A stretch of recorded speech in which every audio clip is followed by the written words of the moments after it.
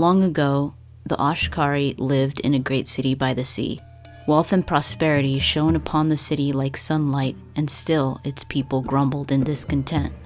The Ashkari walked the streets of his home and saw that all around him were the signs of genius, triumphs of architecture, artistic masterpieces, the palaces of wealthy merchants, libraries, and concert halls.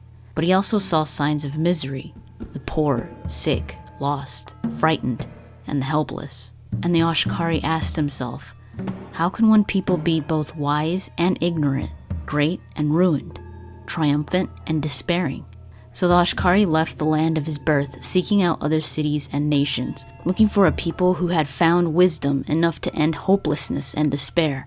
He wandered for many years through empires filled with palaces and gardens, but in every nation of the wise, the great, the mighty, he found the forgotten, the abandoned, and the poor. Finally, he came to a vast desert, a wasteland of bare rock clawing at the empty sky, where he took shelter in the shadow of a towering rock and resolved to meditate until he found his answer or perished.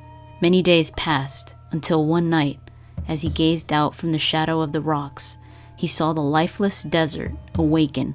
100,000 locusts hatched from the barren ground, and as one, they turned south, a single wave of moving earth. The Ashkari rose and followed in their wake, a path of devastation miles away. The once verdant land turned to waste, and the Ashkari's eyes were opened. Existence is a choice. There is no chaos in the world, only complexity. Knowledge of the complex is wisdom. From wisdom of the world comes wisdom of the self. Mastery of the self is mastery of the world. Loss of the self is a source of suffering. Suffering is a choice, and we can refuse it. It is in our power to create the world or destroy it. And the Ashkari went forth to his people.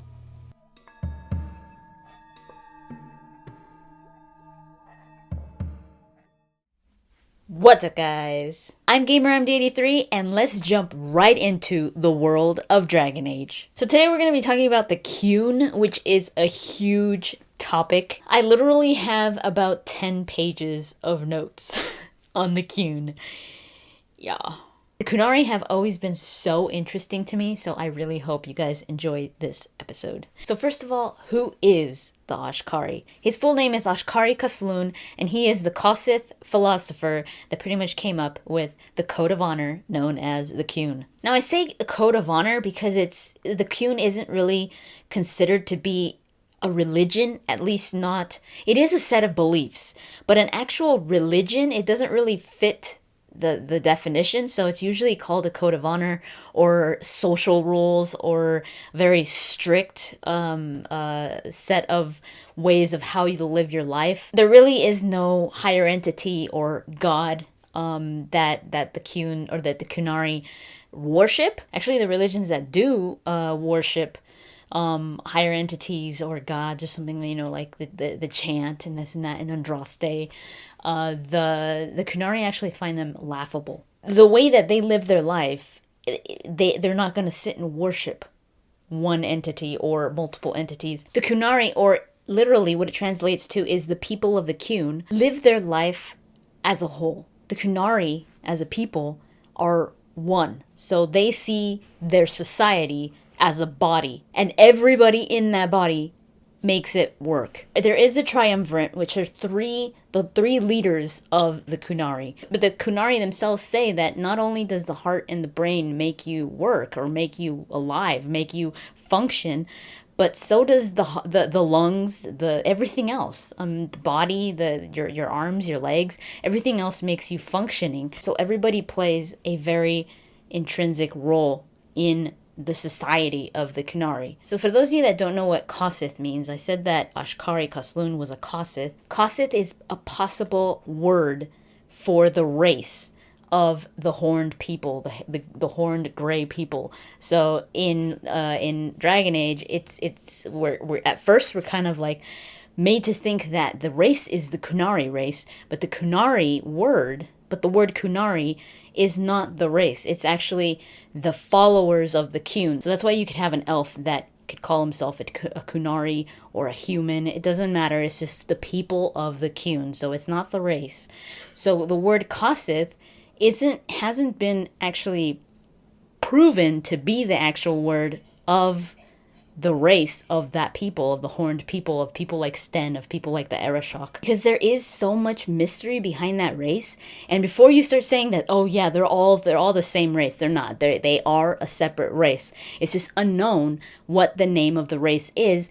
And the Kunari themselves, they don't see a reason to put a name to their race, because their name is what their function is. They're Kunari. If they follow the Qun, they're Kunari. If they don't follow the Qun, they're Talvashoth. So a name to their race isn't important to them, because just as they do have names, Like each individual has an individual name, but they don't go by their name, because their importance in the whole of the society, in the body, is their function, is what they do. So for example, Sten is not his given name. It's not his personal name. There are multiple Stens in the Kunari military, because Sten is his position. Same with Talus. Doesn't matter what race you are. Talus was her position. It wasn't her name. The word Talus means like one who resolves something, or one who searches for an answer. So Sten in Dragon Age Origins was a Sten. He was that position, but after Dragon Age Origins in the comics, he becomes the Arashok. So his name changes from Sten to Arashok. His name is not Arashok Sten, it's Arashok. I won't be going too much into the word Kossith, because I want to do that later on. That's going to be a separate one, because there's just too much to talk about here. So I'm going to focus more on the Kunari and on the Qun. For now, I'm going to be using the word Kossith, just so I could try to make my point clear. So before the actual Qun, before Ashkari Khosloon came, they followed an animist religion, which means that pretty much the belief of placing the concept of a soul in plants, in inanimate objects, in forces of nature. But when Ashkari Khosloon came, like the beginning says, he started to notice these the society, people. There were people that were rich, people that were poor. There was always the opposite, and he always wondered why. Like, how come there wasn't any society that he could come in contact with or find anywhere throughout Thedas, that was just all rich or all happy. Now, remember, the Kossith aren't originally from Parvolan or Saharan. They actually came from somewhere up north that isn't even on the map. So before they took Parvolan, Saharan, and all that, and started to come into Thedas, Ashkari Khosloon came up with the Qun, which is kind of his way of solving this issue of the positive and the negative always existing. He pretty much wanted to make a society that thrived and that there was really no good or no bad. They see that somebody that doesn't follow the Qun is that they're not enlightened. They're not wise. They don't know. It's like the Kunari know something that the rest of the world doesn't, and it's their job to teach it to them. So a lot of people in Thedas actually think that the Kunari are brutal, that they're these vicious, war-hungry creatures from another world, and they're out to kill you. Even though they could be extremely dangerous, and has been proven throughout history in the Exalted Marches, which I will make another World of Dragon Age episode on the Exalted Marches, because there's a lot of them. It's like a religious war. Whenever you hear Exalted March in Dragon Age, it had to do with a war because of beliefs or religion. There were 3 Qunari Exalted Marches, and they pretty much took over. That's when they took over Parvolan. That's when they took over Saharan. But they didn't take it for conquest. They took it for enlightenment. They want to do what the Ashkari Khosloon had noticed, what he wanted to do in the beginning, to make a society, to make a world where everyone had a job to do, to make the society function. Everyone else that lives in Thedas needs to be enlightened. So that's their job when they go to other countries, to other nations, is to spread the word of the Qun. Now you might remember that the tome in Dragon Age 2 that our Arishok was looking for, it was called the Tome of Kaslun. So that is the actual handwritten first Qun writings of Ashkari Kaslun, which is the book that Isabella stole in Dragon Age 2. So that's why that it was such a huge deal for them to find it. And if they didn't, that's why there was that whole risk of war, because it was like, this is a threat to the beliefs of the Qun. I mean, to steal this actual tome, the one that Kaslun actually wrote, that was a big deal. That tome had actually been lost during the Qunari Wars, and it was held by Orlais until the Dragon Age 931, which is when Isabella stole it. And that's why the Arishok was in Kirkwall, to find the tome and return it to his homeland. One of the most important concepts of the Qun is called Asit Taleb. And as I said before, it is the idea that everything and everyone has a nature, and all these things come together to form order. For the Kunari, there is no concept of individuality. Everybody is part of the whole. Even people that aren't following the Kunari, everybody has a role in nature as a whole. And the point is whether you accept it or not.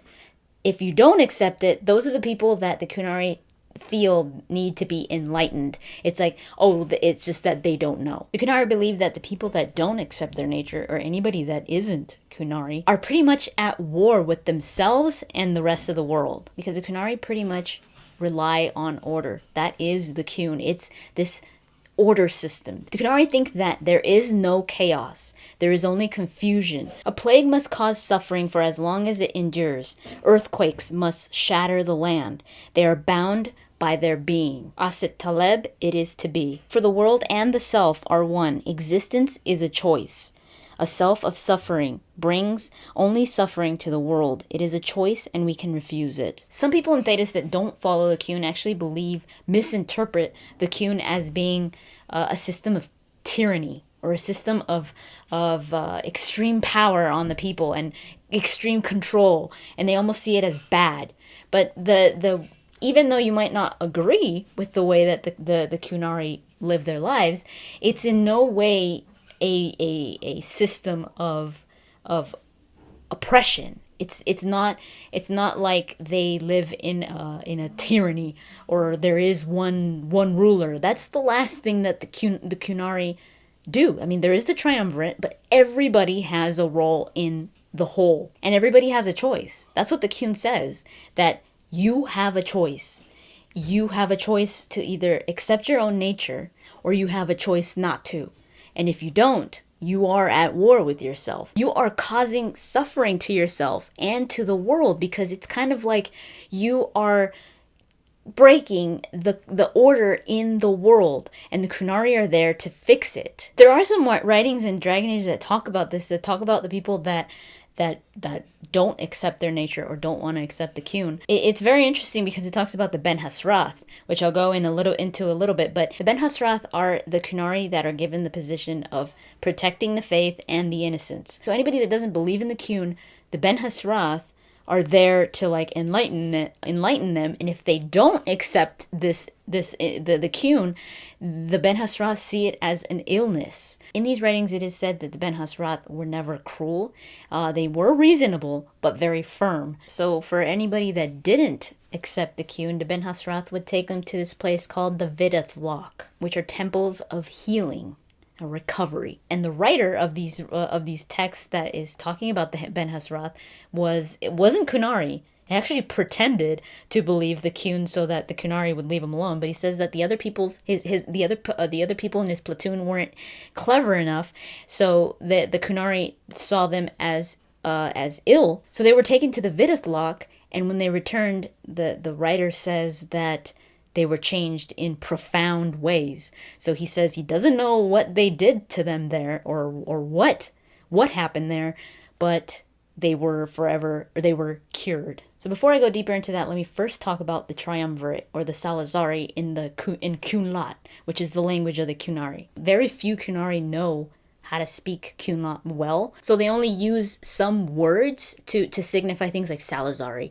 like the Benhasrath. They don't actually speak the language. Not many do. They believe in succeeding in 100%, in dedication, 100% in the role that they serve. That if they don't know the Kunlat, their language perfectly, they won't speak it. So the Triumvirate is a governing body of the Qunari society. They are three individuals that represent a perfect trinity, a whole that the three complete. The Arishok, the body, or the Antam, the Arajina, or the Arajena, the mind, and the Arakun, the soul. These are the three pillars of Qunari society. The military branch of the Qune. Metaphorically, the army is the eyes, ears, legs, arms, and hands of the creature, everything that one needs to interact with the world, and so most Qunari encountered belong to the military. So the Arishok is always a male, and he is the leader of the Qunari military. All the Qunari that are part of the Arishok receive a tool that almost becomes a second limb. It's part of them.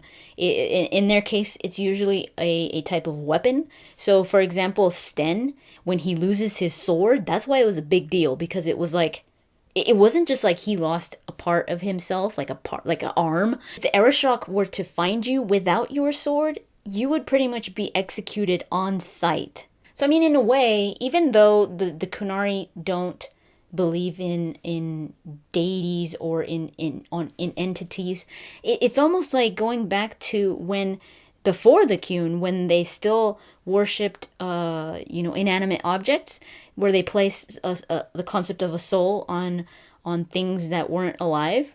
It's kind of like going back to that in a way, because it's almost like placing your soul in this object. That's one of the reasons why Sten really was given up. Like, he was like, I lost my sword, and he had killed the family in Lothering. He was so shocked, he was so stricken that he did not have his sword, that he killed this family with his bare hands. And after that, he was like, I deserve death. Like, that's why he was in that cage, willingly, where he was just like, this is what I deserve. I mean, that's what the Kunari would do. That's why he was so like that like he was like, this is, I accept it. Like, this is what I get. The Arishok has different divisions in the military, and for example, Sten belonged to the division called the Benhasrath. The Benhasrath serves as the vanguards of the Arishok. So any questions the Arishok needs answered, the Benhasrath are sent throughout the world, throughout Thetis, to find an answer to whatever the Arishok is asking. So that's why Sten was away from his home and in Thetis during that time, because the Arishok wanted to know about the blights. So that's what Sten was doing. That was his mission. Another division is also called the Tarbas. These are Kunari that are just focused in finding the weapons of fallen Kunari. I mean, that again, that's how important these tools are for the Kunari that are part of the Arishok. So much so that when they fall, there is an actual division in the Arishok that go and look for these weapons. There's another division called the Arvarad, but I'm not quite sure if this division falls under the Arishok. I couldn't find where it actually falls under in the Triumvirate. The Arvarad are the leash holders of the Cerebos, and they also hunt the Talvashoth. The Arvarad is an individual that, according to the Qune, holds back the evil. Since one of the greatest values for a Kunari is mastery of the self, there is little trust for those who are most likely to be deceived from knowing who they are. That's why mages who are susceptible to the whisperings and temptations of demons are regulated by the Arvarad. In a way, the Arvarad is the Kunari version of the Templar, but much more strict. The Arvarad and the Kunari see the Templars as extremely weak. The Arvarad, there is no freedom for the mages. And the mages themselves, the Sarabas, accept it. They accept to be stitched, their mouth stitched, their eyes, and to be completely leashed. That they don't serve a purpose in the whole, because they could easily lose themselves. They could easily be tempted by any demon, and they could cause havoc. They could cause, again, what the Kunari don't want is a confusion in the order. So the punishment for an escaped Sarabas or an unleashed Sarabas is execution, and whoever had that Sarabas, or whoever was with this Sarabas, also is to be executed, no matter what you believe in. The reason why the Arvarad kill whoever is with the Sarabas is because they think that this person has been corrupted, because they see the Sarabas as almost a type of corruption, that they're ill, but there is no cure for them. So there's only containing it, and if it gets out of their containment, or if the Sarabas becomes unleashed, it will corrupt anything or anyone it comes in contact with. So the Arvarad needs to kill it.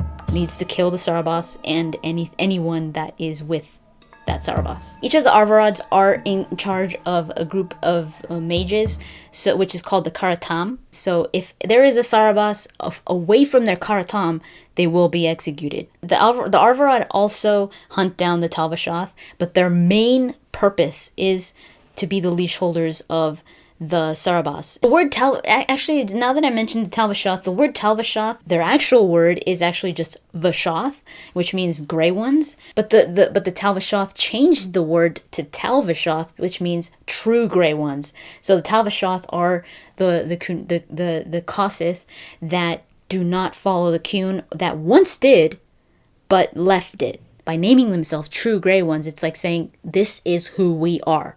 Like, this is the race. And the Kunari are fanatics. The other part of the Triumvirate, which is always female, is the Arjuna. This is one confusion that people have because of what Sten once said in Dragon Age Origins. Sten once said that that females had no role or no place in the military. Because Sten said this, some people actually believe that the Qune, or that Kunari, kind of suppress the females, but that's not the issue. Whether Sten believed that there should not be females in the military, that's one thing, because the Arishok is always male. The female is not suppressed. I mean, the Arjuna is always female. This is a leader of the Triumvirate. The Erakune could be female or male. So it is possible to have two female leaders and one male leader. So that doesn't mean that the Qune or the Qunari don't accept females. With what Sten said, it doesn't mean that the whole society, there's no room for females in the society. No, it's just that was his viewpoint when it came to the military. So the Arjuna includes the merchants, the craftsmen. Even though the Kunari don't really focus in business, in economics and all this stuff, because it really has no place in the Qune, they do have merchants, craftsmen and all this, but their purpose is more to provide weapons, to fix armor or tools that the Kunari need. Also, this includes food, water, that kind of stuff. So they have a huge role, but when it comes to merchants and that kind of thing with the Kunari, they're not in it to profit. Like they do, when they do trade, it's almost more of like they should be trading with other nations, so they could get an idea of what other nations believe in and what they believe in, what they're talking about when it comes to the Qune, and whether, you know, it's more of like spying, like keeping tabs on the world, on other nations when it comes to the Qune. Everything revolves around the Qune. Nothing is for individual benefit. Everything is for the benefit of the whole body, of the whole Antam. And now lastly, the Arakune, which is metaphorically the soul of the Kunari. The Arakune is a leader of the priests, could be male or female. A division of the Arakune are the Tamasrans, which means those who speak in Kunlat. We do come in contact with one of the Tamasrans in one of the comics, and this was the first Kossith Kunari female that we ever came in contact with. Her name was Rasan. And again, since the Kunari go by their position names and not their given names, it is most likely that those who are given the position of interviewing converts or or people that are captives, are called Rasan. So this is most likely the name of the position. The Talvashoths have a very interesting function in the Kunari society. And what they do says so much about the Kunari society. They control the Kunari selective breeding. So there is no such thing as marriage to the Kunari. And this includes any other races as well. Elves, humans, any other races that believe in, that are Kunari, this includes them too. But due to this selective breeding, the Kunari race, or the actual Kossith race, hasn't really changed the way that they look. And the Talvashoths make sure not to ever breed different races with different races. So the thing they do is they give names to the children, and again they do have given names. And the reason why they have given names is only to make it easier on like the whole records, like keeping track of records and stuff. They wanted to keep track of any genes, like recessive or dominant genes. So this is the way that they do it. I don't think they have a first and last name. I think it's all just last names. The Talvashoths also raise all the children and give them their general education. When all Kunari children reach the age of 12, that's when they are assigned their role in the society. This is also put on the Talvashoths. The Talvashoths also look after those Kunari that are mentally disabled or physically unable to take care of themselves. And they also use this substance called kamek to free those beyond redemption. To free those that are incurable, or to free those that are in war with within themselves because they don't accept the Qune. And again, like I said before, the Kunari believe that those that rebel against the Qune, or that don't believe in the Qune, are ill. So if there is no way of curing you, they will give you the substance called kamek, and it pretty much makes you lose your mind. These are called Vidath Bas. So when I was talking about the Benhasrath is a division of the Arakune. The Benhasrath is actually one of the divisions that is considered to be one of the most strongest, because they are the leaders who maintain unity, which is pretty much the goal of the Qune, to maintain an order, to maintain a unit. The Benhasrath are seen as enforcers, or they are pretty much the police of the Kunari. The Benhasrath are responsible for policing the populace and re-educating both the Kunari who do not follow the established norms and new converts. They also act as spies and assassins for the Kunari. And in case you didn't know, Talus from the DLC Mark of the Assassin was a Benhasrath. Both genders can be Benhasrath, but the Benhasrath females will re-educate or educate the females and the children, and the Benhasrath males educate or re-educate the males. Benhasrath and females can learn to fight, but they fight differently from the Arishok soldiers. I'm thinking it's more of an assassin type of training, like Talus. And also, unlike the Arishok soldiers, the Benhasrath do not live by their blade or by their weapon. Even though the Benhasrath are trained in fighting and even assassinating, they prefer to try to find a way to resolve an issue without violence. This is one of the things that interests me the most. Most of the Benhasrath are hornless. It doesn't mean that all hornless Kunari are Benhasrath, because Sten was hornless, but he wasn't Benhasrath, he was part of the Arishok. Since having no horns is actually a rarity in the race, it's kind of like having red hair. They actually consider hornless Kunari or hornless Kossith more intimidating. So actually, those who are born hornless are actually considered to be special, and they're given some of the most prestigious positions in the Kunari society. So since hornless Kunari are more intimidating, they're more scary, they're considered to be special, a lot of the Talvashoth, the ones that leave the Kunari, get their horns cut off, which is almost the opposite. I mean, I would think that having these huge horns make you way more intimidating, but they see it the other way around, where it's like, oh, he doesn't have horns.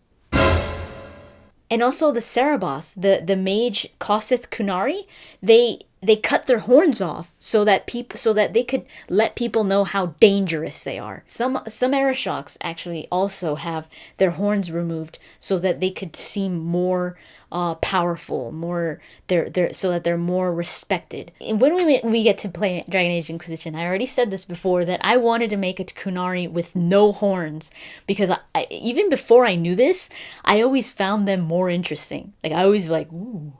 You know, like, horns was like, oh yeah, that's like such a fad. Like, everybody's got horns now. So yeah, that's pretty much it for the Qune and the Qunari. It's a lot of information, but I found it extremely interesting. I hope you guys did too. Please let me know what you guys think about the Qunari, the Kossith, the Qune. The Qunari, there's just so much mystery around their race, and I think a lot of it has to do with the way that they are. There is no reason for them to even have a name for their race when they have Kunari, because that's what they are. They are followers of the Qune, and that's it. That's all they need to know.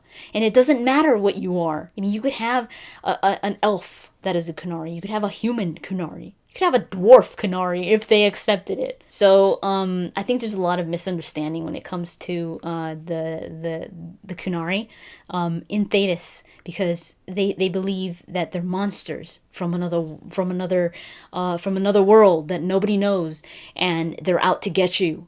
And it's just like, they probably are out to get you, but it's more in the name of the Qune. It's more to convert. It's more to, and they feel like they're doing you a service, because it's like, no, you're just confused. Here, let me help you understand. This series will be continuing. I will be going over everything and anything Dragon Age, so I hope you guys enjoy this new series. Before you guys ask why I didn't call it Dragon Age Talks, because a lot of people have been calling it Dragon Age Talks, because I have the whole Mass Effect Talks, MD Talks, video game talks. That's like my thing. But I didn't name this Dragon Age Talks because Lady Insanity already has DA Talk, and I didn't want there to be any confusion. So I decided to just call this The World of Dragon Age. Thank you so much for watching, and I'll talk to you guys later.